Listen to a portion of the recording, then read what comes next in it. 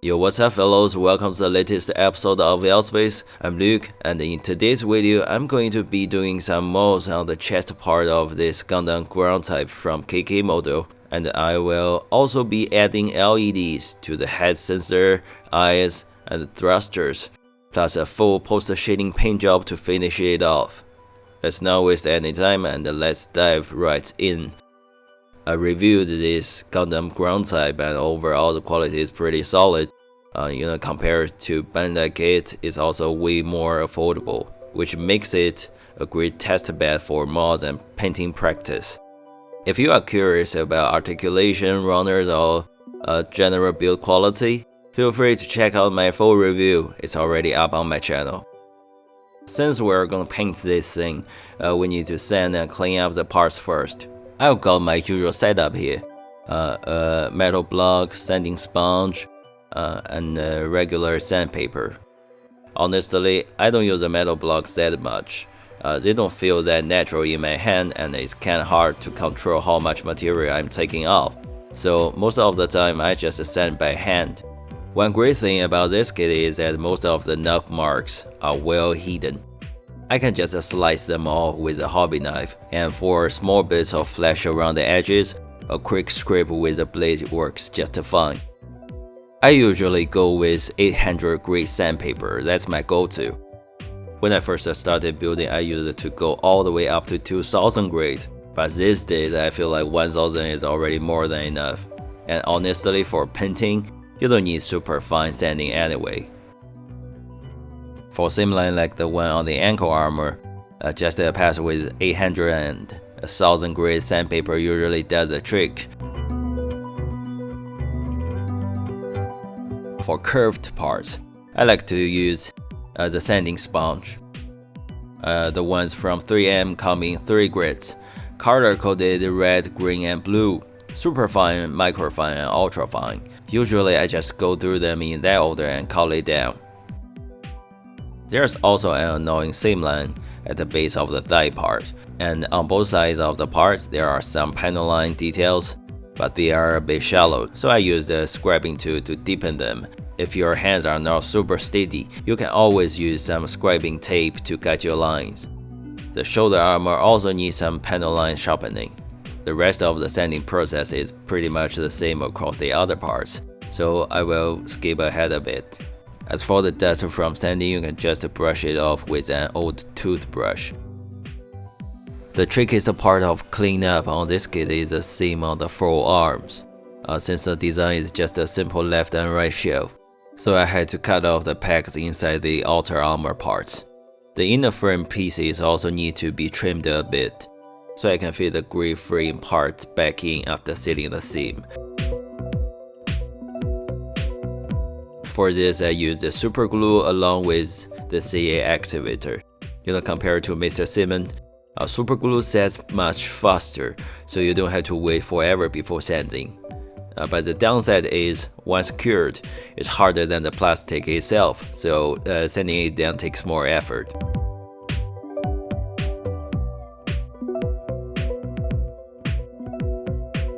For any panel lines that get filled in with glue, just re-scrape them with a chisel.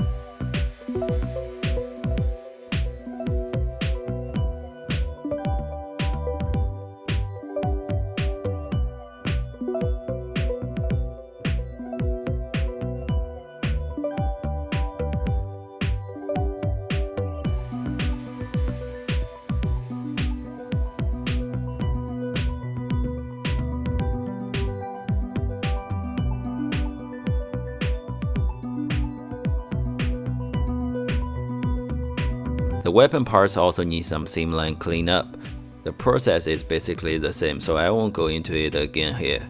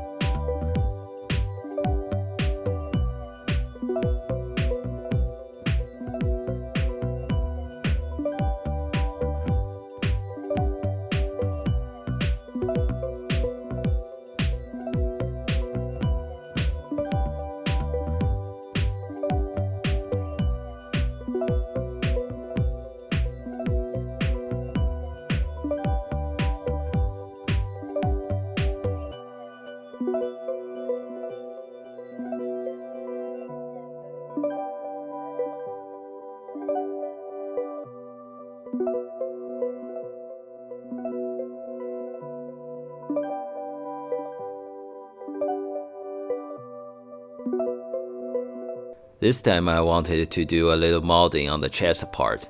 First I cut off part of the right chest to make space for this gray piece.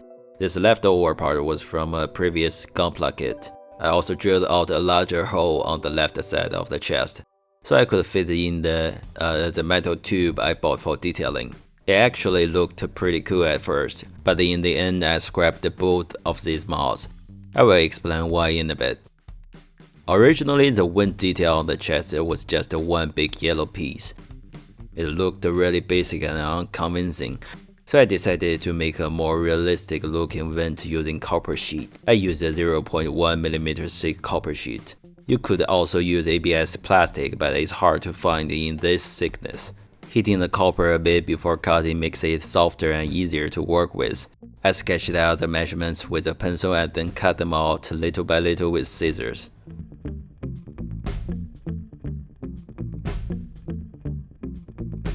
The small copper stripes tend to bend out of shape during cutting, so I used a benchwise to press them flat again.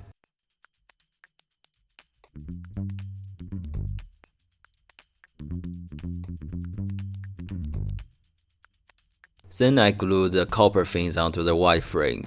If you are using super glue, you can clean up the excess with some debonder.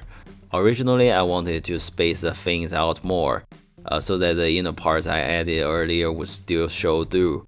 But as I kept going, I realized the tighter spacing actually looked way better. Once the fins were all in place, I sprayed on a coat of gray primer to get a better look at how the mold turned out. Later in the build, I decided not to use the metal tube after all. The pipe was just too thin, it looked kinda fragile, but I still think the whole molding idea was worth sharing, so just take it as a reference.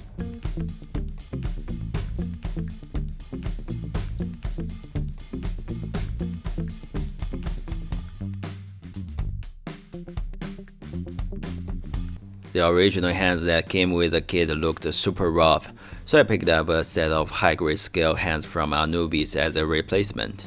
They do have some noticeable 3D printing lines on the fingers, but overall, they are still a big upgrade from the original ones. One thing I didn't really like though, is that the fingers and the palm on the closed fist are completely fused together, but it's not too hard to fix. I just used a hobby knife and a small drill bit to carve out the gaps where they should be.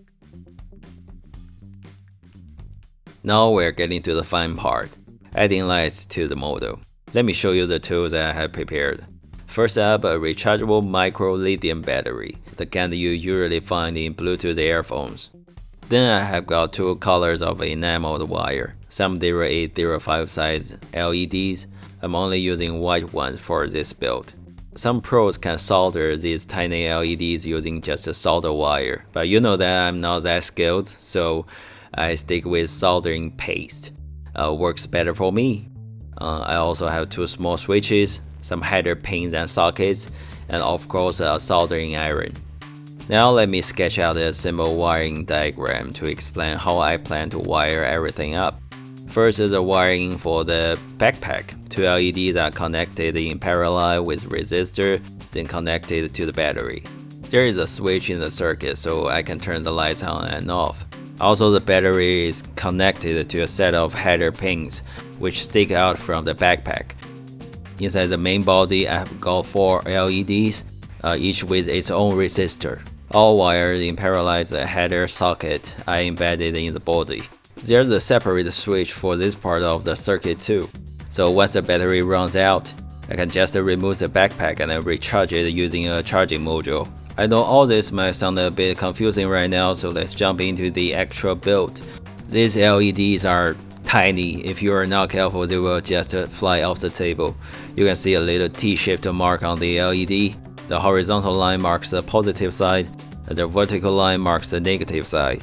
If you wire it backwards, the LED just won't light up. Best way to hold the LED in place is using reverse tweezers, but I don't have those, so I'm using Blue Tack and 2 SIM card ejector pins. I will admit my soldering skills are not exactly pro level, so this is just for your reference. Start by adding a bit of solder paste to one side of the LED, then melt it with your soldering iron. After that, solder the enameled wire directly onto it. One tip: bend the wire 90 degrees first. That makes it easier to line up and solder. Here's what it looks like after it's down. Make sure to use different colors of wire to mark positive and negative. And don't forget to solder on the right resistor too. The high-grade Gundam ground type doesn't come with a clear part for the head sensor, so if you want one, you'll have to make it yourself. I have got a sheet of clear plastic ready. First I drilled a small hole, then used a hobby knife to carefully shave off the extra plastic. I used masking tape and a pencil to trace out the size I needed. Then cut out a piece that would fit just right. To help the lighting look softer and more even, I gave the clear part a quick sanding.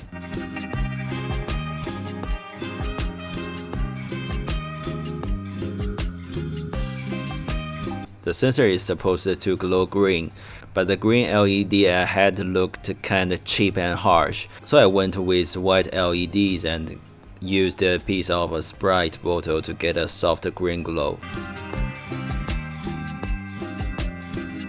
The real sensor on the head got the same treatment, so I won't go into too much details here.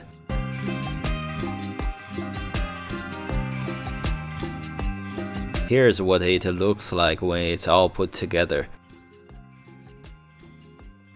As for the eyes, I had to carve out a bit of plastic with a drill and knife to make space for the LEDs, to help the light shine through better. I thinned out the inside of the green eye piece a little.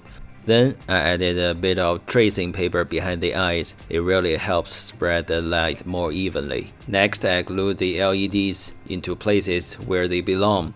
I also drilled a hole through the neck joint to leave room for the wiring later.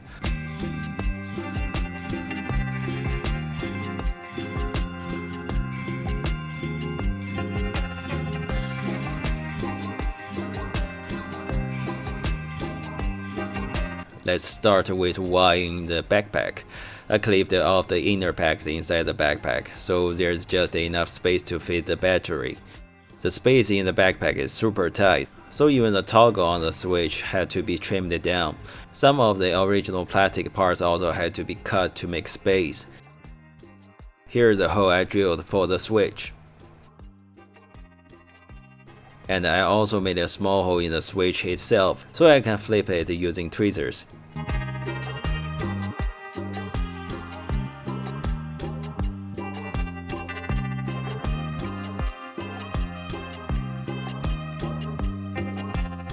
The switch pins were a bit too long, so I bent them with tweezers. Though in the video I bent them the wrong way. They should be bent inward instead. Then I cut off 2 sets of pins and sockets to handle the positive and negative connections. The pin headers are mounted on the backpack with the pins sticking out. I did a test fit to figure out where the sockets should go, then drilled holes in the chest armor and glued the sockets inside. It's not the cleanest looking setup, but it works perfectly fine. Now it's time to solder the wires. Not much to say here, just follow the circuit diagram we laid out earlier and connect everything up.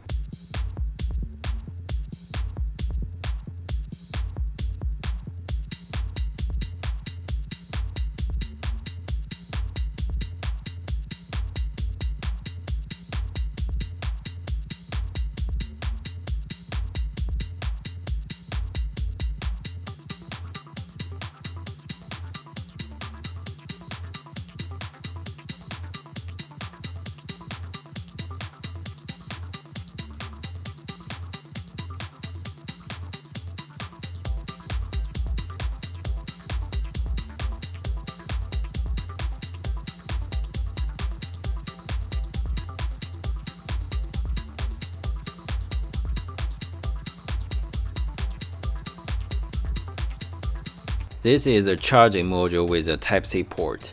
As you can see, it has 2 pads labeled B+ and B-, which correspond to the battery's positive and negative terminals.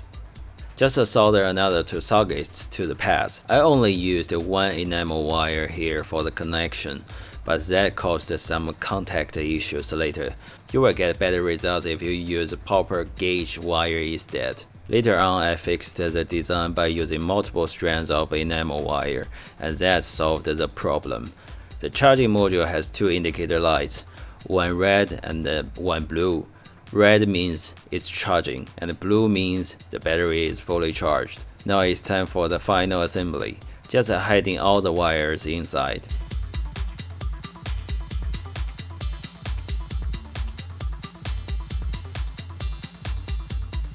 And there we go, it lights up perfectly, and everything is still movable as it should. To control the LEDs in the head, I had to add another switch to the chest wiring. Otherwise, once the backpack is connected, the head LED would stay on forever.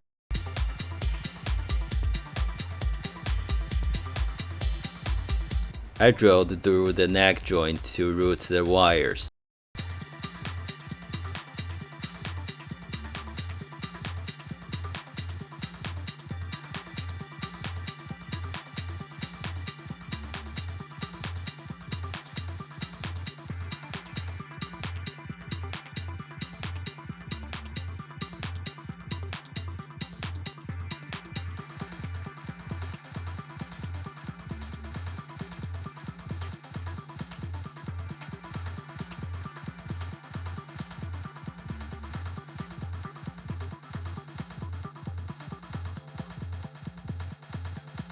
Once it's done, you can split the wires into two color-coded groups.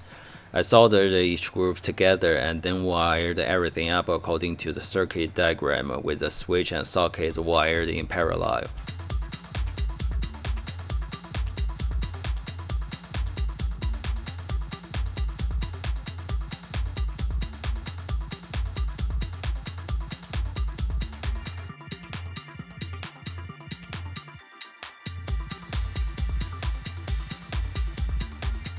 Seeing the model light up is honestly such a satisfying moment, but this still isn't the final version.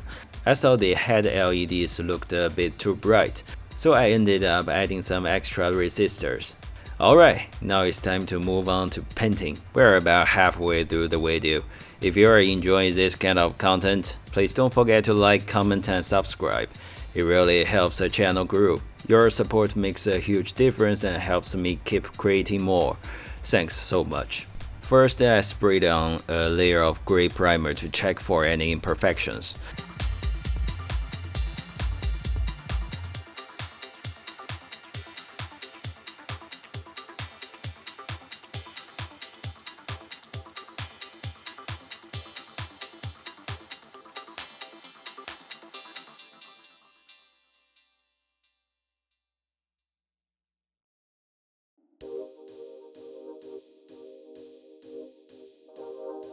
Here's a quick look at the updated lighting after adding more resistance.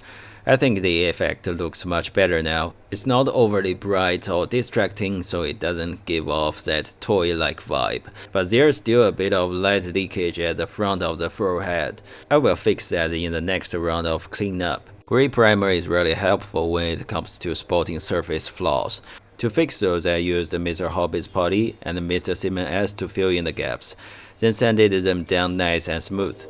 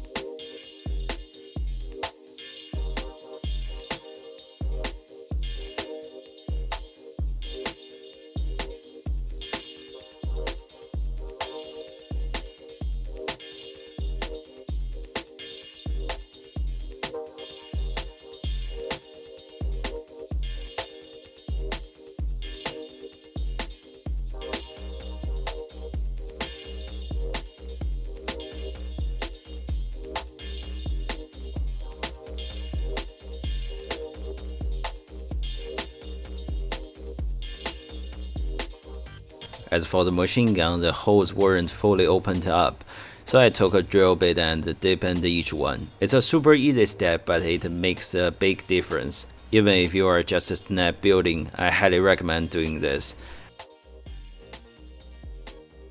Once it's done, I use some extra Mr. Simmons S to soften any leftover plastic dust in the holes. Then spray down another layer of primer to check the fixes. If I spot anything else, I'll keep sanding, and if not, then we are good to go.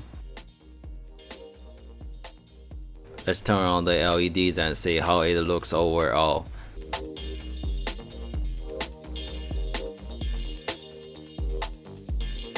Now, I'll admit, this order of steps isn't exactly ideal.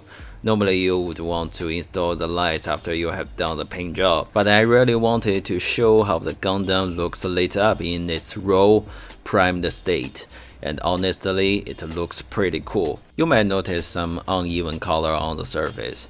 That's totally normal. This layer of primer is just for checking surface flaws, so I didn't bother applying it too carefully. Still, even like this, the model already looks really nice overall. I wanted to go for a weathered, worn-in look with this build, specifically using post-shading. I have touched on this technique briefly in one of my early videos. Thing is, post-shading takes a lot of time, so to speed things up, I bought some airbrush templates. Those few parts were done with that, but honestly, the results didn't live up to my expectation. They looked kinda forced. So in the end, I decided to go back to more traditional post-shading method.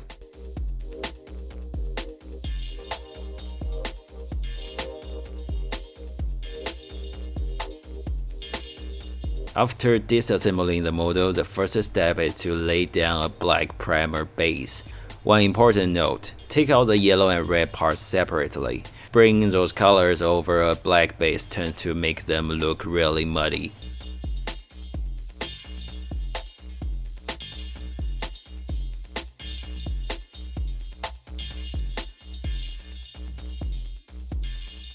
I used the Mr. Hobby 1500 black surfacer. It has great coverage. Usually one pass is enough.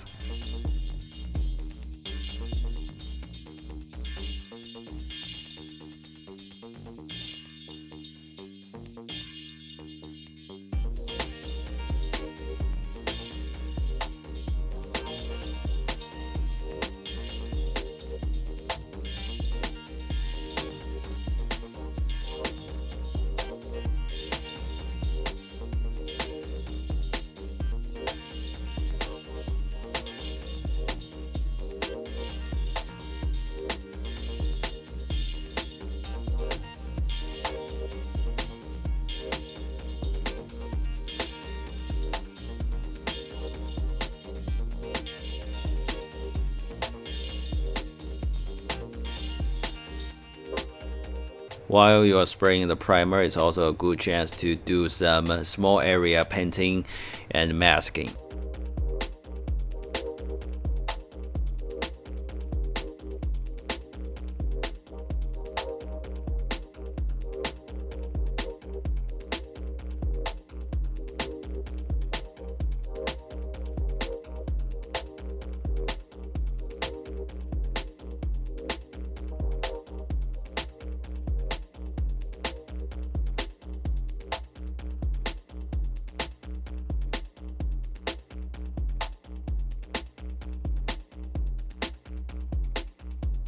Now the red parts were a bit of a headache for me.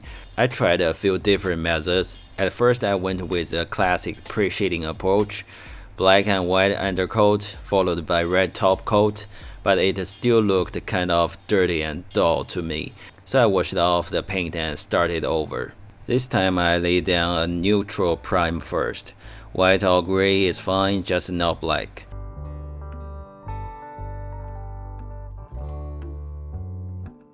Then I sprayed a deep red base color. I used the Sazabi Dark Red from Shiften Continent.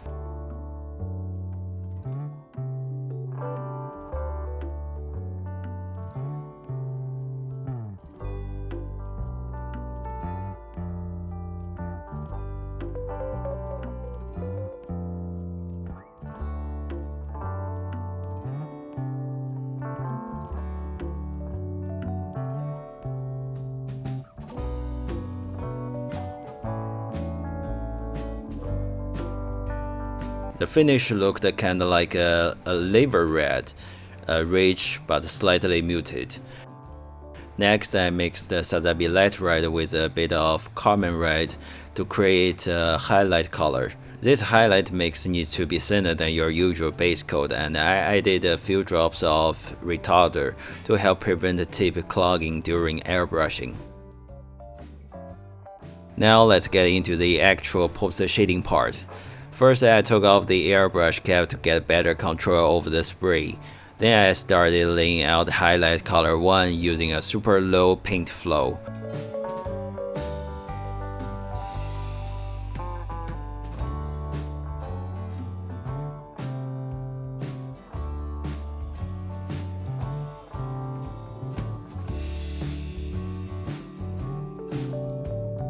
Once highlight 1 was done, I mixed in some white paint to make highlight color 2. Same spray technique, but this time I kept the spray area even smaller.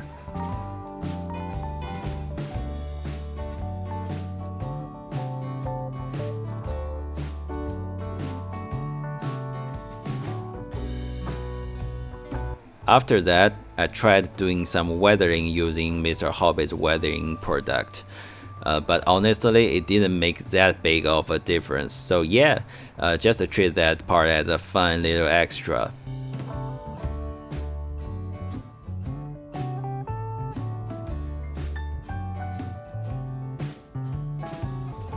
Anyway, with that down, the base coat is complete.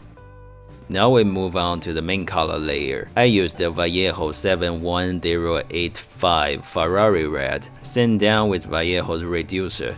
This paint is really thin, cause I wanted to spray it in multiple light passes. That way I won't cover up all the subtle shading work underneath.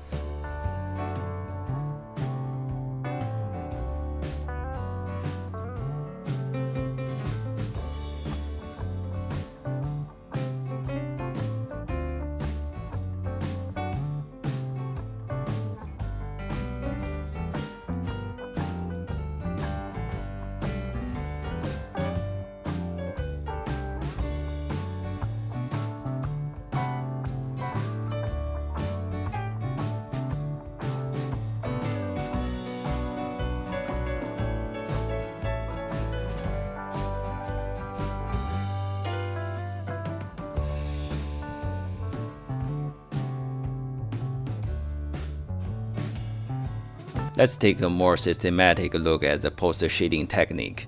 This technique is actually quite common in military model building because it not only highlights the model's structure but also gives it a nice weathered texture. This is the white paint I prepared for the Gundam ground type. I mixed it with the inner frame gray to get a darker paint. Then I apply it evenly over all the parts. The same principle applies to parts in other colors as well.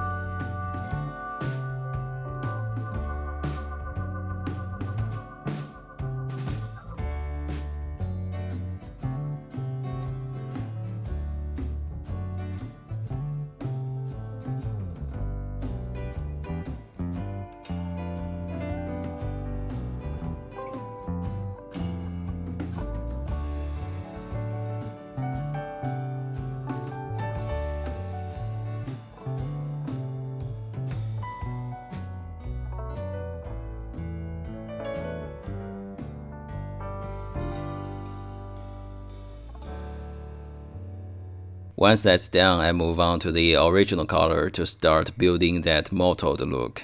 Since I'm using lacquer paint, I added Miss Harvey retarder to prevent clagging. The paint output is kept really low during the process, which makes the needle tip prone to paint buildup, so you have to constantly monitor it. I remove the nozzle cap and slowly layer the paint. It's really necessary to keep a certain distance between the airbrush and the surface. Too close, you will get the blotches. Too far, the paint won't stick properly. You can probably see all these thin lines on the background paper. Those are from testing and adjusting the airbrush spray.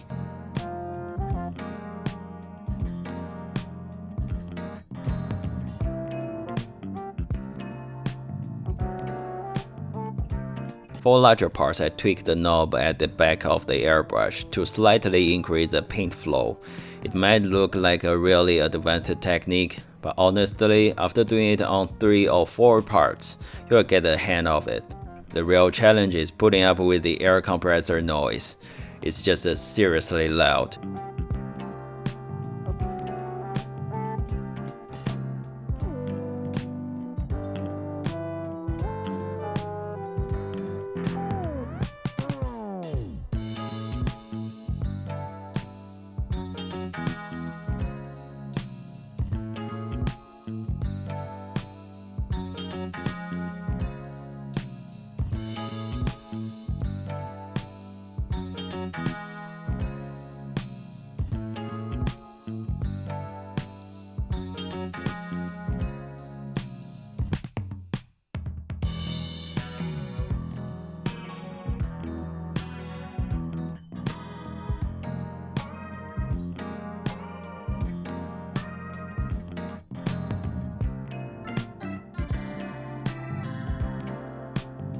Once the first highlight is down, I added some white to the highlight 1 to mix up highlight 2.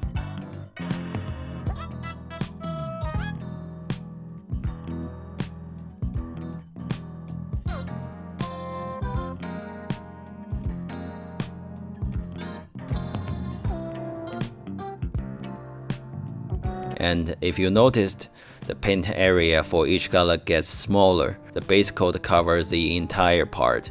Highlight 1 covers a bit less, and highlight 2 goes on even smaller areas.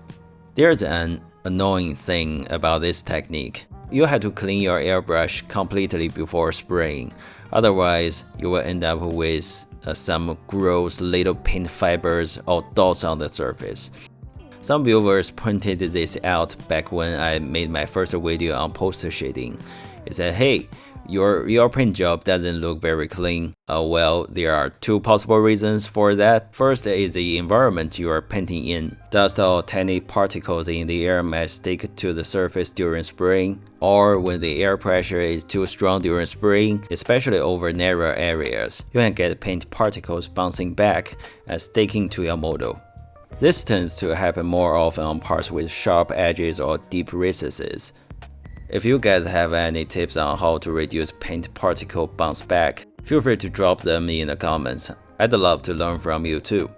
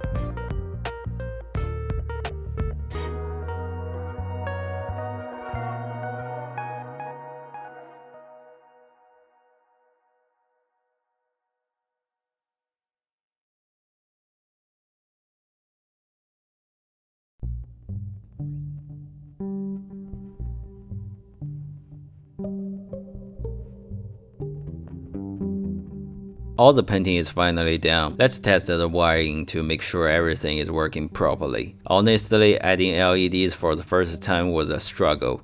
A couple of LEDs came loose during assembly. I had to redo things 3 or 4 times, but thankfully now everything is wired up perfectly.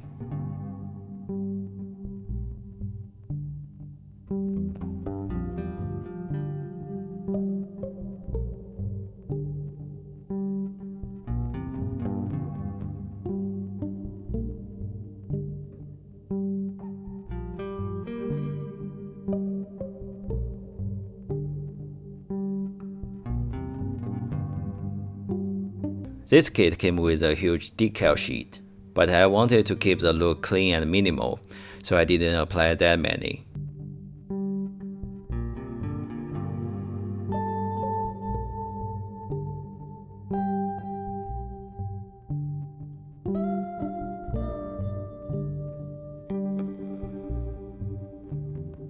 Be careful not to leave decal softened solution on the surface for too long.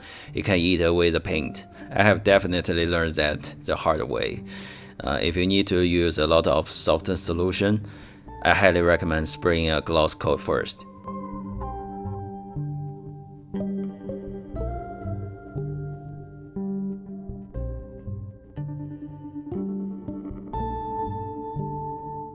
Now on to painting the figure. I bought a 3D printed figure online, and well, I'm not great at figure painting, so bear with me.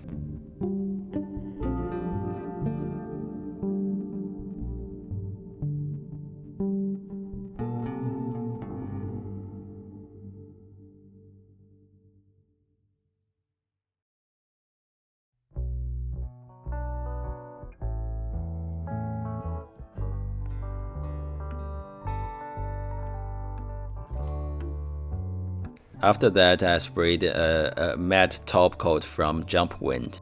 I really like their matte finish. I use it to spray Mr. Hobby's JX114 all the time. It's got a smooth finish and people swear by it. But I found it's just not matte enough for my taste. Jumpwind hits that sweet spot for me. Another one with a nice feel is Vallejo's matte varnish. But yeah, it's not very durable. The paint tends to peel off when you remove masking tape.